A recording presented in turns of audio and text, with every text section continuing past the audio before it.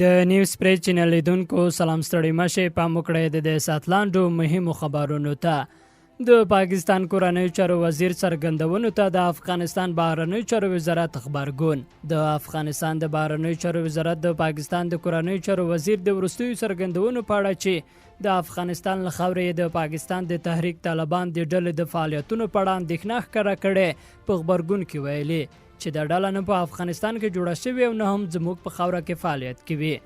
د پاکستان د کورنۍ چارو وزیر شیخ رشید په اسلام آباد کې رسنیو ته ویلي له طالبانو غواړي چې پاکستانی طالبانو او نورو ته اجازه ورنکړي چې د افغانستان خاوره د دوی پر ضد وکاروي. د افغانستان د بهرنیو چارو وزارت په وخت خبره کړې خبرپاڼه کې ویلي چې افغانستان ټولو ترهګرو ډلو ته چې د افغانستان او سیمې ثبات او هوساینه له خطر سره مخامخ کوي په یوه سترګه ګوري او په وړاندې بې توپیره چلند کوي او له نورو ټولو هیوادونو په تیره بیا له پاکستان هم غواړي چې له ترهګرو ډلو سره له توپیر پرته چلند وکړي.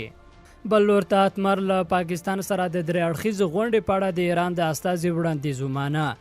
د افغانستان د بهرنیو چارو وزیر حنیف اتمر د افغانستان لپاره د ایران د ځانګړي استازي ابراهیم طاهریان هغه وړاندیز چې ایران، افغانستان او پاکستان د بهرنیو چارو وزیرانو د یوې غونډې د جوړېدو لپاره یې کړی ومانه.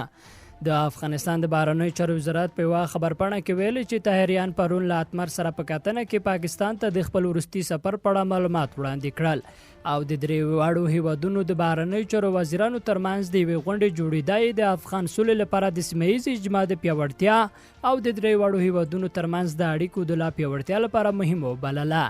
د خبرپاڼې له مخې ښاغلي اتمر دغه وړاندیز په اصولو کې تایید کړ او هغه د سولې د بهیر د بریالیتوب لپاره مهم وبلله. په خبرپاڼه کې نه دی ویل شوي چې دغه غونډه به کله جوړیږي. افغانستان کې د 650 امریکایي سرتیرو د پاتې کېدو راپورونو ته د طالبانو خبرګون. طالبانو دغو راپورونو په خبرګون کې چې وایي شاوخوا 650 امریکایي سرتیري به په افغانستان کې پاتې شي چې د کابل د هوایي ډګر او ډیپلوماټانو امنیت خوندي کړي.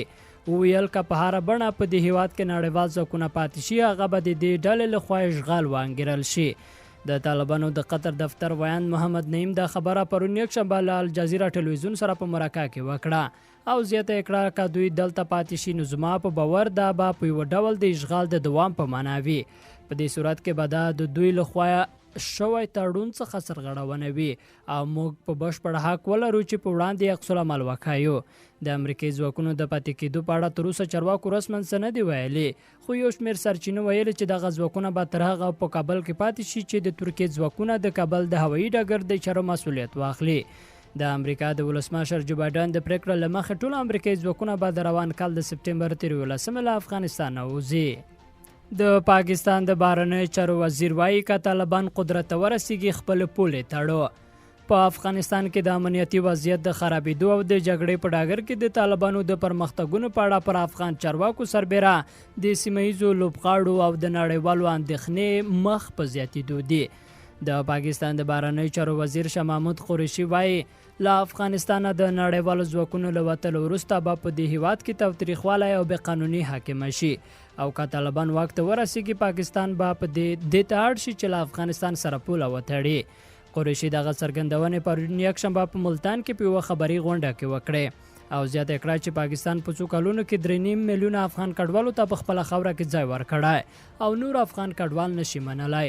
قریشي ویل د خپلو ملي ګټو د خوندي کولو په خاطر به مجبور شي چې خپلې پولې وتړي.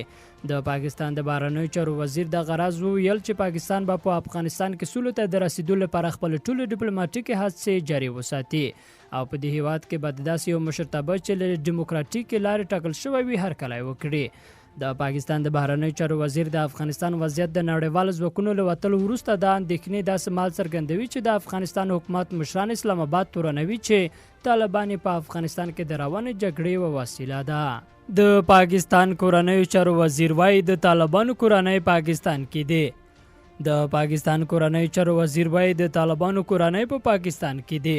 ټاپیان یې د درملنې لپاره پاکستان ته راوړل کیږي او مړي هم د ښخولو لپاره هلته وړل کیږي. ښایي د لومړی ځل وي چې د پاکستان کورنیو چارو وزیر په کچه د دغه هیواد یو لوړپوړی چارواکی د افغان طالبانو په اړه دا ډول څرګندونې کوي.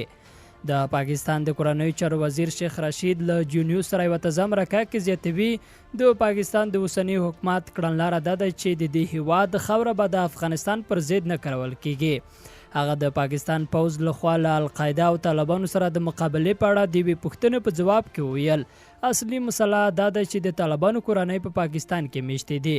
د هغه په خبره مسالې دا دي چې د طالبانو نورو کورنۍ دلته په پاکستان کې اوسېږي. دوی په مروت، کوز، دیرای، براکو او ترنول کې دي.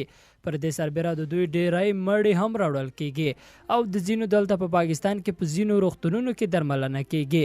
شیخ رشید د شنبه په ورځ اسلام آباد کې یوې خبري ناستې ته هم ویلي و له افغان طالبانو اعتماده د پاکستاني طالبانو ته د پاکستان پر ضد فعالیتونو اجازه ورنه کړي. نوموړي خبریالانو ته وویل لومړی وزیر عمران خان په ښکاره ویلي چې افغانستان پر ضد به امریکا ته پوځي اډې نه ورکوي، خو له افغان طالبانو هم زموږ تماده ده چې پاکستاني طالبانو او نورو ډلو ته د پاکستان د خلکو د ګټو پر ضد د فعالیت اجازه ورنه کړي. که څه هم د پاکستان د کورنیو چارو وزیر پورته غوښتنه له افغان طالبانو کړې، خو د افغانستان د بهرنیو چارو وزارت یکشنبه د ښاغلي شیخ رشید د څرګندونې رد کړې دي. د بهرنیو چارو وزارت اعلامیه کې راغلي د تحریک یعنی پاکستان طالبان د افغانستان د ملي امنیت پالیسۍ له مخې د نورو ترهګرو ډلو په څیر افغانستان او سیمه کې د سولې، ثبات او د خلکو د خیر ښېګڼې دښمن بلل شوی او افغان دولت یې له کوم تفغیض پرته پر ضد مبارزه کوي. اعلامیه کې همداراز ټینګار شوی چې طالبان باید د ملګرو ملتونو امنیت شورا د قرارداد او همداراز د دوحې تړون پر بنسټ د پاکستاني طالبانو، القاعده، داعش او نورو ډلو سره خپل اړیکې پرې کړي. افغان حکومت وایي دا ډلې له یو بل سره اړیکې لري او پاکستان او د سیمې نور هیوادونه یې باید پر وړاندې له تفغیض پرته مبارزه وکړي. افغان حکومت وایي دا ډلې له یو بل سره اړیکې لري او پاکستان او د سیمې نور هیوادونه یې باید پر وړاندې له تفغیض پرته مبارزه وکړي.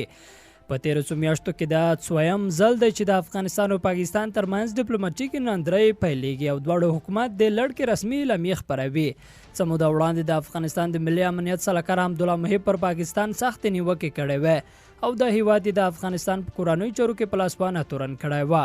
په غبرګون کې د پاکستان د بهرنیو چارو وزیر شاه محمود قریشي د ښاغلي محب هغه څرګندونې نه مسؤله بللې وې. د پاکستان د بهرنیو چارو وزارت هم په یوه اعلامیه کې ویلي وو دا څرګندونې د محب له دفتره د حساب شویو هڅو په لړ کې په دې موخه کېږي چې د سولې پروسه کې شوی پرمختګونه له پامه وغورځول شي.